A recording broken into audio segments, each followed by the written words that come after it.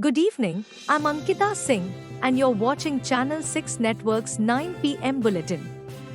In a dramatic turn of events, Delhi Chief Minister Arvind Kejriwal has accused the BJP of attempting to defame Punjab following an attempted assassination on Shiromani Akali Dal leader Sukhbir Badal. The incident occurred outside the Golden Temple in Amritsar, where a man named Narayan Singh Chaura tried to shoot Badal. Fortunately, the attempt failed and Badal was unharmed thanks to a brave bystander who intervened and restrained the attacker. Authorities are currently investigating the incident.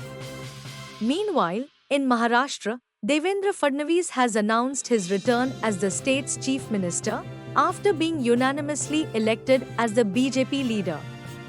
Fadnavis, who will take the oath tomorrow, expressed gratitude to his allies, including CM Eknath Shinde and Deputy CM Ajit Pawar, as well as Prime Minister Narendra Modi for their support. Fadnavis celebrated the historic win in the state assembly elections, emphasizing the BJP's continued success after its victory in Haryana. In Afghanistan, the Taliban's recent ban on women entering nursing and midwifery courses has exacerbated the country's healthcare crisis. The latest move has sparked international outrage as it directly impacts the access of women and children to essential medical care. Under Taliban rule, healthcare services have been steadily deteriorating, leaving little hope for improvement under current policies. In national politics, the Congress party has accused the Adani Group of attempting a cover-up amid ongoing settlement talks involving entities linked to the conglomerate. The opposition has called for stringent action by the Securities and Exchange Board of India (SEBI) to hold those responsible accountable. Shifting focus to Delhi, the city's air quality has seen some improvement, with the AQI now moving into the lower, poor zone. This comes as a welcome relief after last year's alarming levels, which included several severe air quality days.